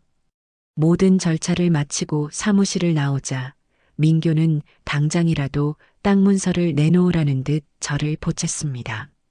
어머니, 이제 약속대로 땅 문서 어디 있는지 가르쳐 주세요. 저는 그런 민교를 보며 아주 천천히 입을 열었습니다. 땅 문서? 저는 정말 아무것도 기억나지 않는다는 표정으로 고개를 갸웃거렸습니다. 무슨 땅 문서 말이냐? 내가 언제 너한테 땅 문서를 준다고 했니? 어머니, 방금 사무실 들어가기 전까지도 말씀하셨잖아요. 경기도 신도시에 땅 있다고요. 민교의 얼굴이 하얗게 질리기 시작했습니다. 저는 그런 아들의 얼굴을 가만히 들여다보며 제 인생 마지막 연기를 펼쳤습니다. 아이고, 민교야 미안하다. 엄마가 요즘 정신이 없어서 헛것이 보이나 보다. 꿈에서 본 얘기를 너한테 했나 보구나. 땅이라니, 이 어미한테 무슨 땅이 있겠니? 거짓말, 거짓말이죠. 어머니, 지금 저한테 거짓말 하시는 거죠. 민교는 제 어깨를 붙잡고 흔들며 절규했습니다. 저는 그런 아들의 손을 조용히 뿌리치고 차가운 목소리로 말했습니다. 정신 차려라, 아들아. 네가 가진 건 이제 아무것도 없어. 저는 뒤도 돌아보지 않고 혼자 택시를 잡아탔습니다. 백미러를 통해 길 한복판에 서서 망연자실한 표정으로 저를 바라보는 아들의 모습이 보였습니다. 이 녀석은 그제야 자신이 얼마나 어리석은 짓을 했는지, 그리고 자신이 쳐놓은 덫에 스스로 걸려들었다는 사실을 깨달았을 겁니다. 이제 모든 준비는 끝났습니다. 남은 것은 저들이 가장 화려하게 빛나는 순간 그들을 나락으로 떨어뜨리는 일뿐이었습니다. 아들놈이 스스로 제 무덤을 판 그날 이후 저는 아들 내외의 집에서 나왔습니다. 강지훈 변호사가 마련해준 작은 오피스텔에 머물며 마지막 결전의 날을 준비했죠. 제가 사라지자 민교에게서 수십 통의 전화와 문자가 쏟아졌지만 저는 단 한 번도 응답하지 않았습니다. 이 녀석은 아마 제가 땅 문서를 주지 않으려고 잠적했다고 생각했겠죠. 어리석은 놈. 진짜 전쟁은 이제부터 시작인데 말입니다. 며칠 뒤 강 변호사로부터 연락이 왔습니다. 민교와 수지가 마지막 발악을 준비하고 있다는 소식이었습니다. 어머님, 이민교 씨가 결국 일을 저지르는 모양입니다. 투자자들이 모두 떠나고 자금이 막혔는데도 어디서 또 돈을 끌어왔는지 공유 오피스 오픈 기념 파티를 연다고 합니다. 파티요? 그럴 돈이 어디서 났다고요? 아마 마지막 남은 투자자들을 안심시키고 새로운 투자자를 유치하기 위한 쇼일 겁니다. 우리는 건재하다는 걸 보여주려는 거죠. 파티는 이번 주 금요일 저녁 바로 그 공유 오피스에서 열립니다. 저는 수화기를 든 채 잠시 생각에 잠겼습니다. 파티, 모든 사람이 모인 그 화려한 자리. 그것은 저들에게는 마지막 기회일지 모르지만 제게는 최고의 무대가 될 것이었습니다. 변호사님, 그 파티, 저도 가야겠습니다. 물론입니다, 어머님. 저도 그럴 생각으로 연락드린 겁니다. 그날 모든 것을 끝내시죠. 강 변호사의 목소리에는 비장함이 서려 있었습니다. 필요한 준비는 제가 모두 해놓겠습니다. 어머님께서는 그저 그날의 주인공이 되실 준비만 하시면 됩니다. 그리고 마침내 운명의 금요일 저녁이 되었습니다. 저는 강 변호사가 보내준 차를 타고 파티가 열리는 강남의 한 빌딩으로 향했습니다. 차 안에서 저는 제 모습을 거울에 비춰보았습니다. 며칠 전까지만 해도 정신 나간 치매 노인을 연기하던 초라한 모습은 온데간데 없었어요. 대신 잘 다려진 검은색 정장 차림에 반듯하게 빗어넘긴 머리, 그리고 차갑고 단호한 눈빛을 한 이정숙이 앉아 있었습니다. 제 평생 이렇게 격식 있는 옷을 입어본 것은 처음이었습니다. 어색했지만 이상하게도 제 몸에 꼭 맞는 갑옷처럼 느껴졌어요. 파티가 열리는 공유 오피스는 입구부터 화려한 화환들로 가득했습니다. 안으로 들어서자 시끄러운 음악과 사람들의 웃음소리, 맛있는 음식 냄새가 뒤섞여 저를 맞았죠. 민규와 수지는 입구에서 성공한 젊은 사업가 부부 행세를 하며 손님들을 맞이하고 있었습니다. 민규는 값비싼 맞춤 정장을, 수지는 몸매가 드러나는 화려한 드레스를 입고 있었죠.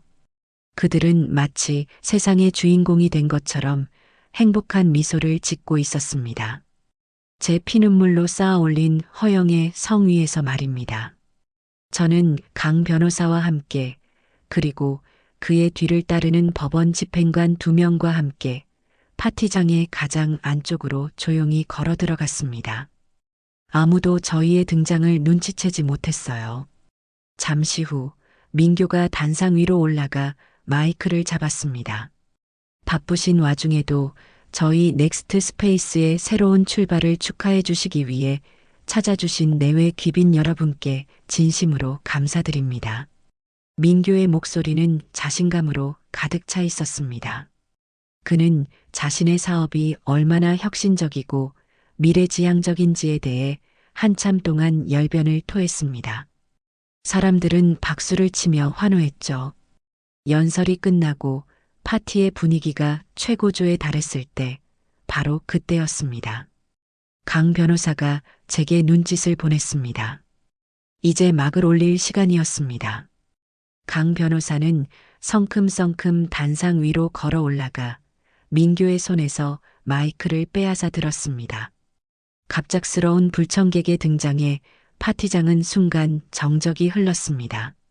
민규와 수지는 저와 강 변호사를 발견하고는 얼굴이 새하얗게 질렸어요. 당신들이 여길 어떻게 해? 민규가 소리쳤지만 강 변호사는 그를 가볍게 무시하고 마이크에 대고 말했습니다. 잠시 주목해 주시기 바랍니다.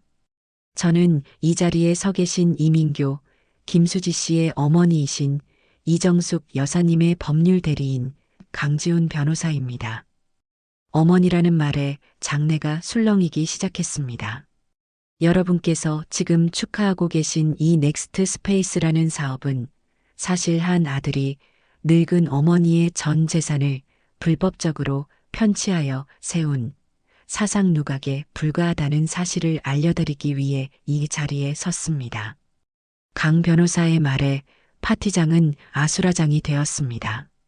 투자자로 보이는 몇몇 사람들이 민규에게 이게 무슨 소리냐며 거세게 항의하기 시작했죠.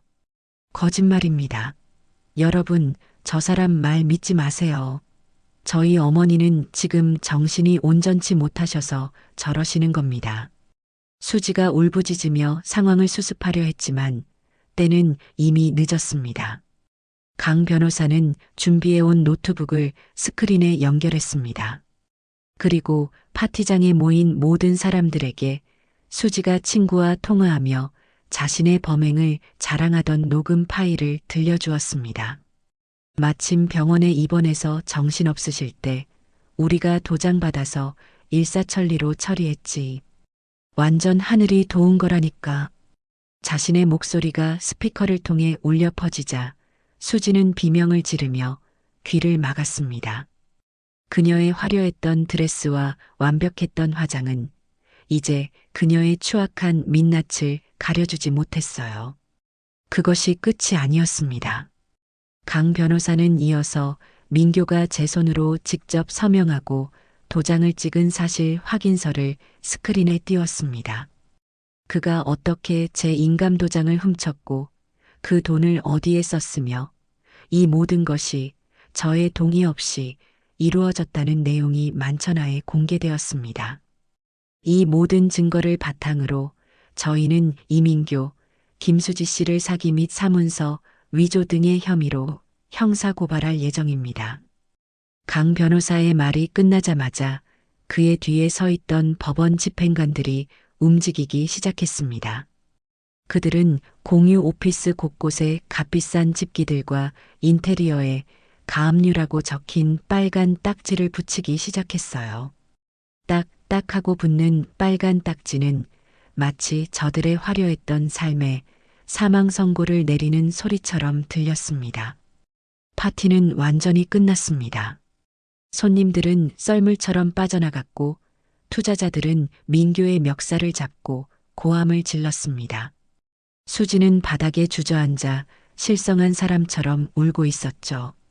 모든 것이 무너져 내린 그 폐허의 한가운데 저는 조용히 단상 위로 걸어 올라갔습니다. 그리고 넋이 나간 채 저를 바라보는 아들, 민규의 눈을 똑바로 쳐다보며 말했습니다. 제 평생 단 한 번도 내본 적 없는 차갑고 단단한 목소리였습니다. 민규야, 나는 평생 뚝배기에 국밥을 담아 팔았지만 단 한 번도 부끄러운 적이 없었다.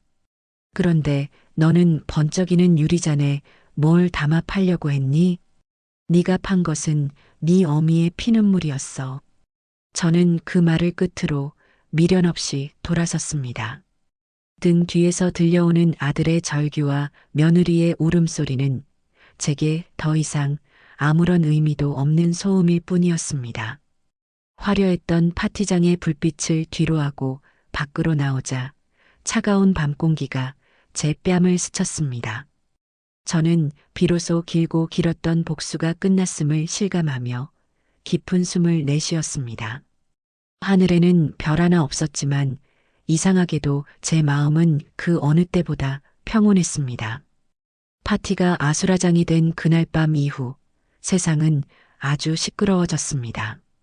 제 아들, 아니 이민규라는 자의 사기 행각은 아름아름 사람들의 입에 오르내리는 가십거리가 되었죠.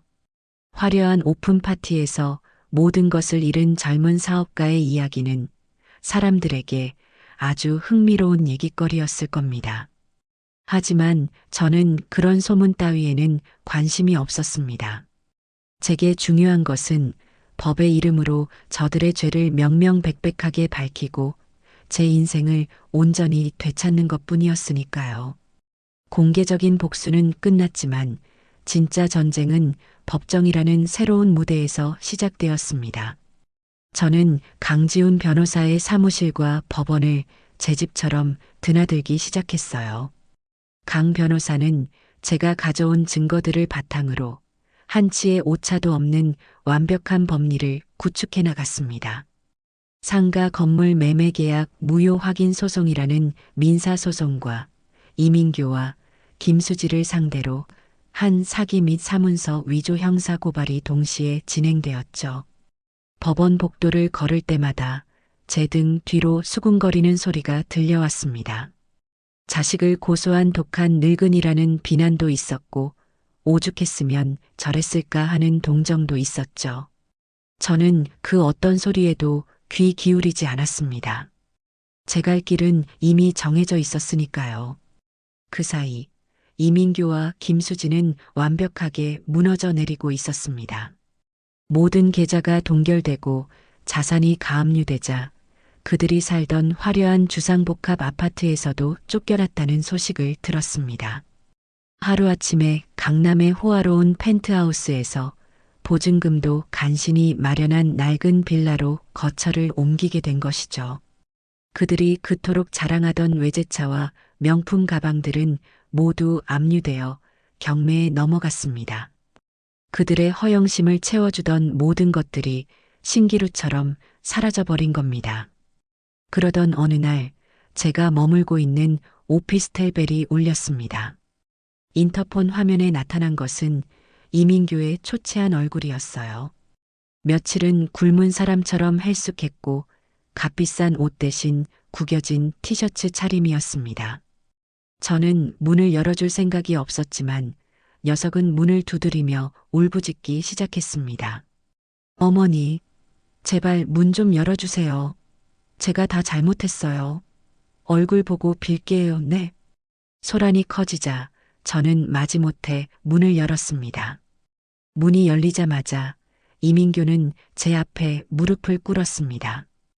그리고 제 바짓가랑이를 붙잡고 통곡하기 시작했죠. 어머니, 제가 죽일 놈입니다. 제가 정말 잘못했어요. 제발 고소 좀 취하해 주세요. 이대로 가다가는 저 정말 감옥 간단 말이에요. 감옥만은 안 돼요, 어머니. 저는 아무 말 없이 무릎 꿇고 비는 제 아들이었던 남자를 내려다보았습니다. 그의 눈물에서는 어떤 진심도 느껴지지 않았어요. 그저 감옥에 가기 싫다는 자신의 처지에 대한 비참함 뿐이었죠. 다 수지 때문이에요. 그 여자가 옆에서 계속 부추겼어요. 어머니 건물 팔아서 빨리 빚 갚고 새 사업 시작하자고.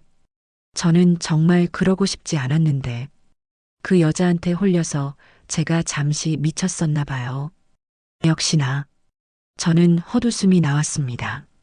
마지막 순간까지 녀석은 모든 책임을 제 아내에게 떠넘기고 있었습니다. 이민교. 제가 처음으로 그의 이름을 불렀습니다. 제 차가운 목소리에 녀석은 울음을 그치고 저를 올려다보았어요. 너는 아직도 네가 뭘 잘못했는지 모르는구나. 네, 아니에요, 어머니. 제가 다 잘못했다니까요. 아니, 네가 정말로 잘못한 건 네 어미의 인생을 네 도박빚을 갚는 휴지 조각처럼 취급했다는 거다. 네가 잘못한 건 병실에 누워있는 어미의 통장과 도장을 훔쳐낸 그 파렴치함이다. 그리고 네가 가장 잘못한 건 이 순간까지도 모든 걸 남의 탓으로 돌리는 그 비겁함이야. 저는 제 다리를 붙잡은 녀석의 손을 뿌리쳤습니다. 일어나. 그리고 돌아가. 다시는 내 눈앞에 나타나지 마라. 너를 아들이라고 생각했던 내 지난 세월이 내 인생의 가장 큰 후회다. 제 단호한 말에 이민교는 망연자실한 표정으로 바닥에 주저앉았습니다. 그의 눈에서 희망의 빛이 사라지는 것이 보였어요. 저는 그대로 문을 닫고 잠가버렸습니다. 문 밖에서 한참 동안 녀석의 울음소리가 들려왔지만 제 마음은 조금도 흔들리지 않았습니다. 이미 썩어버린 뿌리는 잘라내는 것 말고는 다른 방법이 없는 법이니까요. 김수지라고 해서 달랐을까요? 아니요. 그 아이는 이민교보다 한 수 위였습니다. 며칠 뒤 제 핸드폰으로 장문의 문자 메시지 한 통이 도착했습니다. 김수지였습니다. 그 내용이 아주 가관이었죠. 어머님, 저 수지예요. 드릴 말씀이 있어서 연락드렸어요. 사실 저는 이번 일에 대해 아무것도 몰랐어요. 다 남편이 혼자 꾸민 일이에요. 저는 남편이 무서워서 어쩔 수 없이 시키는 대로 한 것뿐이에요. 어머님, 저는 어머님 편이에요. 제가 법정에서 모든 사실을 증언할게요. 그러니 부디 저만은 선처해 주세요. 저도 피해자란 말이에요. 저는 그 구차하고 뻔뻔한 변명이 담긴 메시지를 끝까지 읽지도 않고 삭제해버렸습니다. 저들은 마지막 순간까지 서로의 등을 찌르며 혼자 살아남으려고 발버둥 치고 있었던 겁니다. 그들이 그토록 지키고 싶어 했던 부부라는 관계의 실체가 고작 그 정도였던 거죠. 결국 그들의 관계는 파국을 맞았습니다. 강 변호사를 통해 김수지가 이민교를 상대로 이혼 소송을 제기했다는 소식을 들었어요. 자신의 범죄에 대한 책임을 나누어 지기는커녕 위자료까지 청구했다고 하더군요. 그 소식을 들었을 때 저는 웃음도 눈물도 나오지 않았습니다. 그저 그럴 줄 알았다는 생각뿐이었죠. 그들은 애초에 사랑이 아닌 돈과 허영심으로 묶여있던 관계였으니까요. 그 접착제가 사라지자 너무나도 당연하게 서로를 증오하며 돌아선 겁니다. 모든 것이 무너져 내리는 소리를 들으며 저는 강 변호사가 마련해준 오피스텔에서 조용히 제 시간을 보냈습니다. 가끔 병원에서 인연을 맺은 오경자 씨가 반찬거리를 싸들고 저를 찾아오곤 했어요. 그분은 제게 아무것도 묻지 않았습니다. 그저 제 옆에 앉아 함께 텔레비전을 보고 제 말에 조용히 고개를 끄덕여줄 뿐이었죠. 어느 날 오경자 씨와 함께 저녁으로 된장찌개를 끓여 먹고 있을 때였습니다. 구수한 찌개 냄새가 방 안에 가득 차자 저도 모르게 눈물이 핑 돌았습니다. 제가 평생을 끓여온 국밥 냄새와는 달랐지만 그 안에 담긴 따뜻한 정은 다르지 않았어요. 정숙 씨, 이제 다 괜찮아질 거예요. 오경자 씨가 제 손을 따뜻하게 잡아주며 말했습니다. 저는 그 손을 마주 잡고 조용히 고개를 끄덕였습니다. 제게는 이제 피를 나눈 자식은 없지만 마음을 나눌 수 있는 좋은 친구가 있었습니다. 사람들은 제게 묻습니다. 자식을 상대로 한 복수가 통쾌하냐고요. 저는 잘 모르겠습니다. 통쾌하다기보다는 그냥 해야 할 일을 한 것 같은 기분이에요. 골마 터진 상처를 도려내고 새살이 돋기를 기다리는 것처럼요. 상처를 도려내는 과정은 아프고 고통스러웠지만 그렇게 하지 않으면 제 남은 인생 전체가 썩어 문드러질 것 같았습니다. 저는 제 남은 인생을 지키고 싶었을 뿐입니다. 그 누구도 아닌 바로 저 자신을 위해서요. 그날 밤 저는 아주 오랜만에 푹 잠들 수 있었습니다. 창밖은 여전히 어두웠지만 제 마음속에서는 희미하게나마 새로운 아침이 밝아오고 있었습니다. 시간은 더디지만 정확하게 흘러 마침내 심판의 날이 다가왔습니다. 길고 지루했던 법정 다툼의 마지막 페이지가 쓰이는 날이었죠. 저는 그날 아침 일부러 가장 반듯한 옷을 꺼내 입었습니다. 누군가에게 잘 보이기 위함이 아니었어요. 제 인생의 가장 중요한 매듭을 짓는 날에 대한 저 자신에 대한 예의였습니다. 먼저 판결이 나온 것은 민사소송이었습니다. 상가 건물 매매 계약 무효 확인 소송. 이름도 거창한 그 소송의 결과는 사실 처음부터 정해져 있었습니다. 제가 제출한 증거들은 너무나도 명백했으니까요. 김수지의 목소리가 담긴 녹음 파일, 이민교가 제 손으로 서명한 사실 확인서, 그리고 병원 진료 기록까지. 상대편 변호사는 저를 자식의 앞길을 막는 비정한 어머니로 몰아가려 애썼지만 판사봉을 쥔 늙은 판사의 눈은 속일 수 없었습니다. 주문, 원고 이정숙의 청구를 받아들여 피고 이민교와 매수인 사이의 부동산 매매 계약이 무효임을 확인한다. 땅, 땅, 땅. 판사봉이 책상을 내리치는 소리가 법정 안에 울려 퍼졌습니다. 그 소리는 제게 마치 새로운 인생의 시작을 알리는 종소리처럼 들렸어요. 제 건물이, 제 인생이 다시 제게로 돌아온 겁니다. 저는 자리에서 일어나 판사를 향해 깊이 허리를 숙였습니다. 방청석에 앉아있던 이민교는 고개를 숙인 채 미동도 하지 않았죠. 며칠 뒤 형사재판의 선고가 있었습니다. 이민교와 김수지가 나란히 피고인석에 서 있는 모습을 보니 기분이 참으로 묘했습니다. 불과 몇 달 전까지만 해도 강남의 호화로운 아파트에서 파티를 열던 그들이 이제는 죄수복을 입고 고개를 숙인 채 서 있었으니까요. 재판은 일사천리로 진행되었습니다. 검사는 그들의 죄목을 하나하나 읊으며 법정 최고형을 구형했고 그들의 변호사는 끝까지 선처를 호소했죠. 이민규는 최후 변론에서 모두 제 잘못입니다.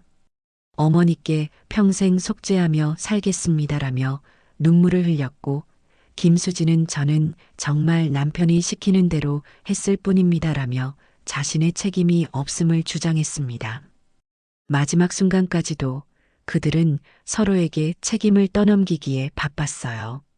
판사는 그런 그들을 아주 차가운 눈으로 내려다보았습니다.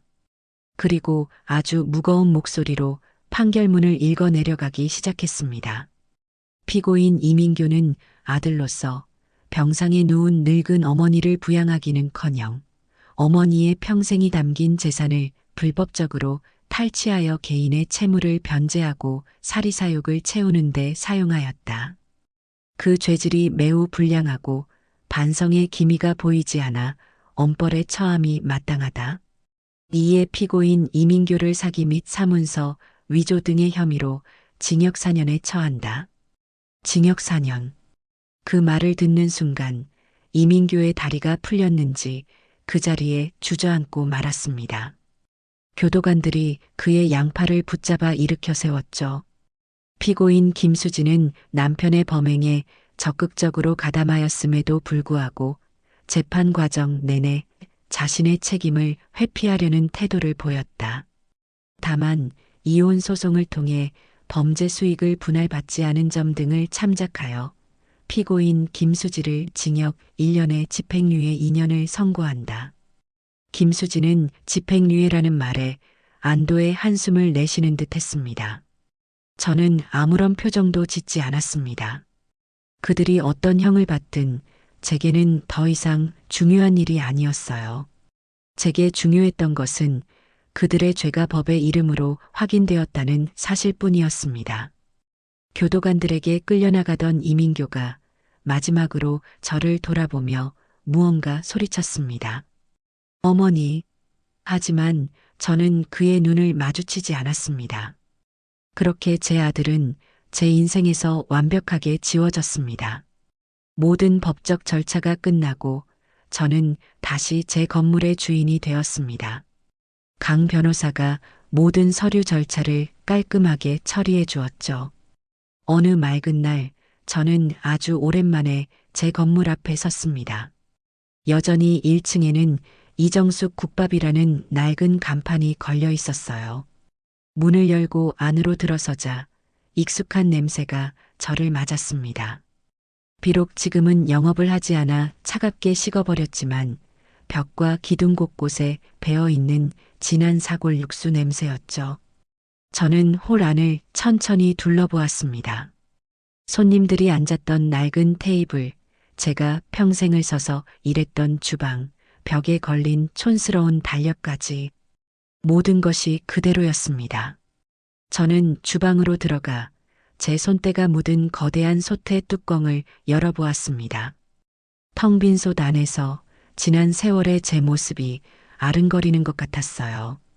젊은 시절 이 솥에 육수를 가득 채우고 밤을 새우며 아들 민교가 배불리 먹고 건강하게 자라기만을 기도했던 날들이 떠올랐습니다. 하지만 이제 그 모든 기억은 아픈 상처가 되어 제 가슴을 찔렀습니다. 이 공간은 제게 더 이상 자부심과 행복의 장소가 아니었어요. 끔찍한 배신과 아픔의 기억이 더 씌워진 슬픈 장소가 되어버린 겁니다. 옥상으로 올라갔습니다. 제가 고추와 상추를 키우던 작은 텃밭은 잡초만 무성하게 자라 있었죠. 옥상 난간에 서서 동네를 내려다보았습니다. 제가 처음 이곳에 가게를 얻었을 때와는 비교도 할 수 없이 많은 것이 변해 있었지만 저 멀리 보이는 시장의 시끌벅적함은 여전했습니다. 저는 이곳을 떠나야겠다고 결심했습니다. 이 건물과 함께 제 과거를 모두 묻어버리고 새로운 곳에서 새로운 인생을 시작해야겠다고 마음먹었어요. 저는 건물을 부동산에 내놓았습니다. 다행히 위치가 좋아 제값보다 더 좋은 가격에 건물을 팔 수 있었어요. 그리고 그 돈으로 저는 제 인생의 첫 번째 나를 위한 집을 샀습니다. 아들 내외가 살던 것처럼 화려하고 거대한 집은 아니었어요. 하지만 햇살이 잘 들어오는 전망 좋은 곳에 위치한 아담하고 깨끗한 아파트였죠. 저는 제 손으로 직접 벽지를 고르고 제 마음에 쏙 드는 가구를 골라 집을 채워나갔습니다. 누군가를 위해 음식을 만드는 부엌이 아닌 오롯이 저를 위해 차를 끓이는 예쁜 부엌을 꾸몄어요. 제 평생 처음으로 저는 제 자신을 위한 공간을 갖게 된 겁니다. 모든 정리가 끝나고 저는 제 새로운 집에 2명의 손님을 초대했습니다. 제 인생의 가장 어두운 터널을 함께 걸어준 오경자 씨와 강지훈 변호사였죠. 저는 거창한 음식 대신 따뜻한 집밥을 차렸습니다. 갓 지은 밥과 된장찌개, 그리고 몇 가지 남을 반찬이 전부인 소박한 밥상이었어요. 어머님, 집이 정말 좋네요. 햇볕도 잘 들고요. 강 변호사가 환하게 웃으며 말했습니다. 이제 그는 제게 변호사가 아닌 아들 같고 조카 같은 든든한 존재가 되었어요. 정숙 씨, 이제 정말 고생 끝났네. 앞으로는 이 좋은 집에서 행복한 일만 가득할 거야. 오경자 씨가 제 손을 꼭 잡아주었습니다.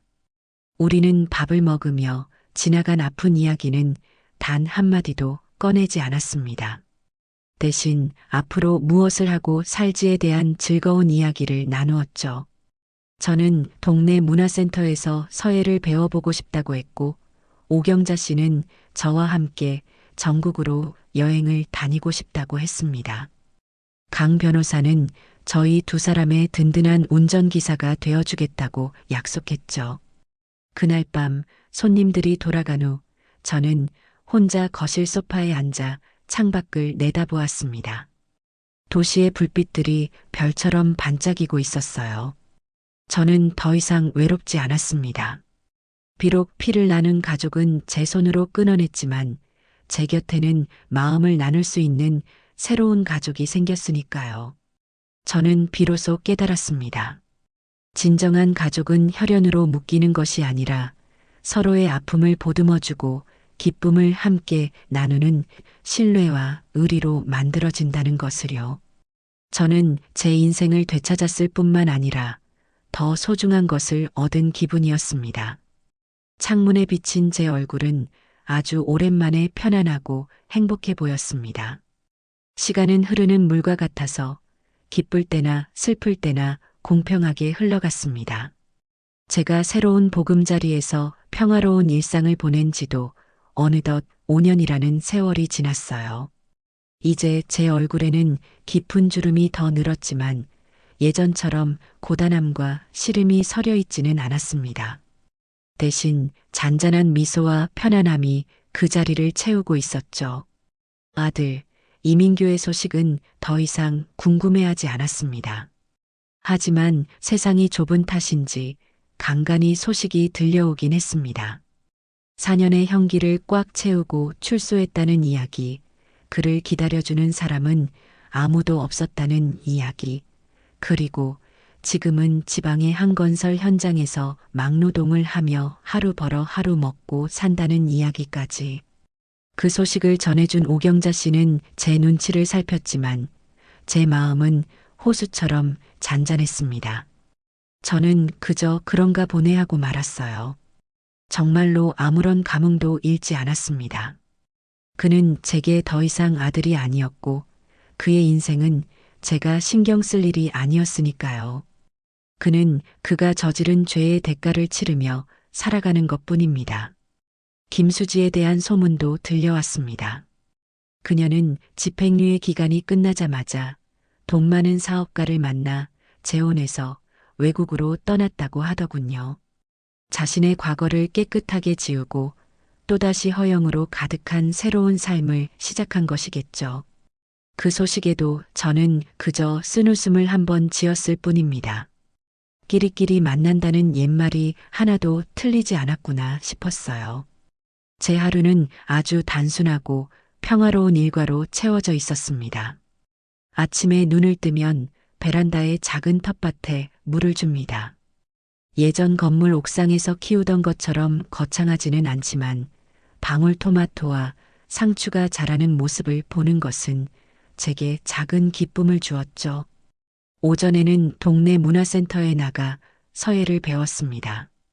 삐뚤빼뚤한 제 글씨가 조금씩 모양을 갖춰가는 것을 보며 제 인생도 이렇게 조금씩 반듯하게 다시 세워지고 있다는 생각을 하곤 했어요. 오후에는 특별한 약속이 없는 날이면 강지훈 변호사가 운영하는 작은 사무실로 향했습니다. 그곳은 보통의 변호사 사무실과는 조금 다른 곳이었어요. 제가 강 변호사에게 부탁하여 제 옛 건물을 판 돈의 일부로 만든 어르신 법률 상담 센터였습니다. 저처럼 자식이나 다른 이들에게 재산을 빼앗기고 고통받는 노인들에게 무료로 법률 상담을 해주는 곳이었죠. 강 변호사는 큰 돈을 버는 대신 사회에 좋은 일을 하고 싶다며 기꺼이 제 제안을 받아주었습니다. 저는 그곳에서 변호사처럼 어려운 일을 하는 것은 아니었어요. 그저 찾아오시는 어르신들에게 따뜻한 차 한 잔을 대접하고 그분들의 하소연을 들어주는 것이 제 역할의 전부였습니다. 그분들의 기막힌 사연을 듣고 있노라면 마치 과거의 제 모습을 보는 것 같아 가슴이 아프기도 했죠. 하지만 동시에 제가 그분들에게 작은 희망이라도 되어줄 수 있다는 사실에 큰 보람을 느꼈습니다. 할머니, 저도 예전에 그랬어요. 세상이 다 끝난 것 같았죠. 하지만 아니에요. 다시 시작할 수 있어요. 절대 포기하지만 마세요. 제가 제 이야기를 들려주며 손을 꼭 잡아드리면 눈물만 흘리시던 어르신들의 얼굴에 조금이나마 힘이 돌아오는 것이 보였습니다. 제 아팠던 과거가 누군가에게는 위로와 용기가 될 수 있다는 사실이 놀랍고 감사했어요. 저는 깨달았습니다. 진정한 복수는 가해자를 파멸시키는 것에서 끝나는 것이 아니라 그 아픔을 딛고 일어나 더 나은 사람이 되어 세상에 선한 영향력을 미치는 것이라는 거요. 제게는 이제 새로운 가족과 친구들이 많이 생겼습니다. 오경자 씨와는 일주일에 서너 번은 만나는 둘도 없는 단짝이 되었고 법률센터에서 만난 다른 어르신들과도 함께 밥을 먹고 여행을 다니는 좋은 친구가 되었죠. 강 변호사는 여전히 아들처럼 저를 살뜰히 챙겼습니다. 우리는 더 이상 피로 맺어진 가족이 아니었지만 그 어떤 혈연보다도 끈끈한 신뢰와 사랑으로 연결되어 있었습니다. 어느 맑고 높은 가을날이었습니다. 하늘은 티 없이 파랗고 공기는 상쾌하다 못해 청량했죠. 저는 오랜 친구가 된 오경자 씨 그리고 법률센터에서 만나 마음을 터놓게 된 다른 친구들과 함께 인근의 산으로 단풍 구경을 떠났습니다. 나이는 70을 훌쩍 넘긴 할머니들이었지만 마음만은 18소녀였어요. 빨갛고 노랗게 타오르는 단풍잎이 융단처럼 깔린 산길을 걸으며 우리는 살아온 이야기, 자식들, 흉, 드라마 뒷이야기까지 시간 가는 줄 모르고 웃고 떠들었습니다.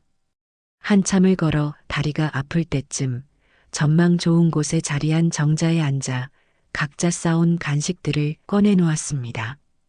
김밥, 과일, 따뜻한 보온병에 차까지.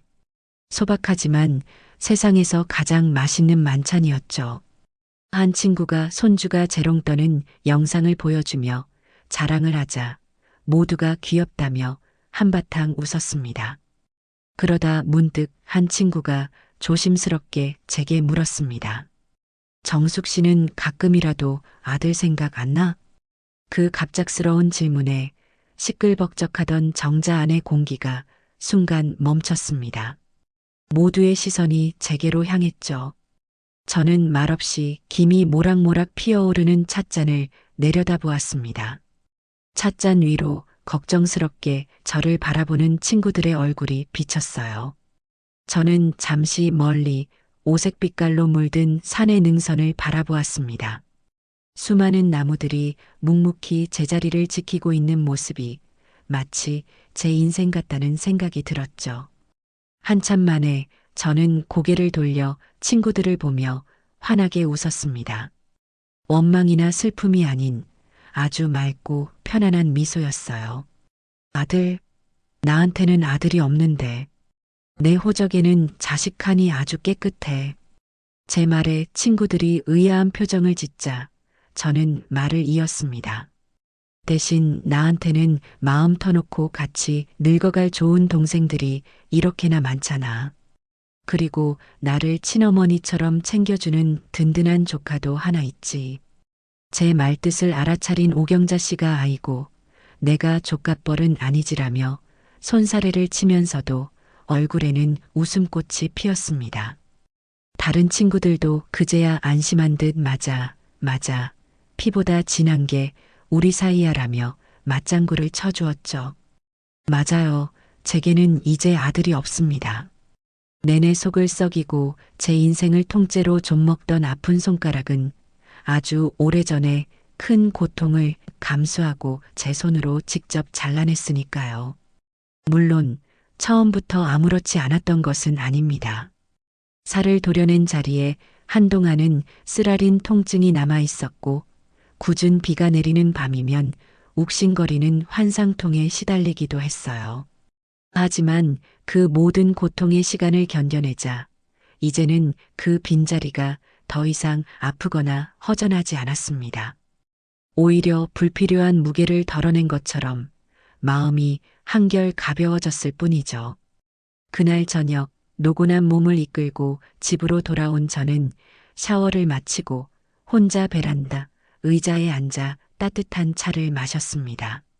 서쪽 하늘이 마치 잘 익은 홍시처럼 아름다운 주황빛 노을로 붉게 물들고 있었어요. 제 평생 이렇게 평화롭고 온전한 마음으로 저녁 노을을 감상해 본 적이 있었나 싶었습니다. 국밥집 주방에 기름때 낀 작은 창문 너머로 보이던 건물 사이에 갇힌 희미한 저녁 노을이 제가 기억하는 전부였으니까요. 그때의 노을은 하루의 고단함을 의미했지만 지금의 노을은 평화로운 하루의 마무리를 의미했습니다. 저는 생각했습니다. 만약 5년 전 그때 아들 내외의 끔찍한 배신 앞에 주저앉아 그저 울기만 했다면 지금의 나는 어떤 모습일까? 아마 그들의 계획대로 어느 이름 모를 요양원의 차가운 침대에 누워 의미 없는 하루하루를 연명하고 있었을 겁니다. 정해진 시간에 밥을 먹고 정해진 시간에 잠이 들며 서서히 이정숙이라는 이름을 잃어버린 채 그저 숨만 쉬는 존재로 남아 있었겠죠. 하지만 저는 포기하지 않았어요. 제 인생의 주도권을, 제 영혼의 소유권을 그들에게 넘겨주지 않았습니다. 끔찍하게 아프고 지독하게 고통스러웠지만 제 두 발로 똑똑히 서서 제 손으로 직접 싸워 제 인생을 되찾아왔습니다. 그리고 그 기나긴 투쟁의 과정에서 저는 더 단단해졌고 더 현명해졌으며 역설적이게도 더 좋은 사람이 되었습니다. 다른 사람의 아픔에 더 깊이 공감할 줄 아는 사람이 된 겁니다. 저는 더 이상 누군가의 희생적인 아내도 자식에게 모든 것을 내어주는 엄마도 아닙니다. 저는 그저 이정숙이라는 이름으로 제가 사랑하고 저를 아껴주는 사람들과 함께 제가 원하는 방식으로 하루하루를 살아갑니다. 아침에는 서예를 배우고 오후에는 다른 이의 아픔을 보듬어주며 저녁에는 좋은 친구들과 맛있는 음식을 나누어 먹는 그런 온전한 나로서의 삶을 살아갑니다. 창밖에 붉은 노을이 완전히 자취를 감추고 그 자리를 도시의 불빛들이 하나둘 채우기 시작했습니다.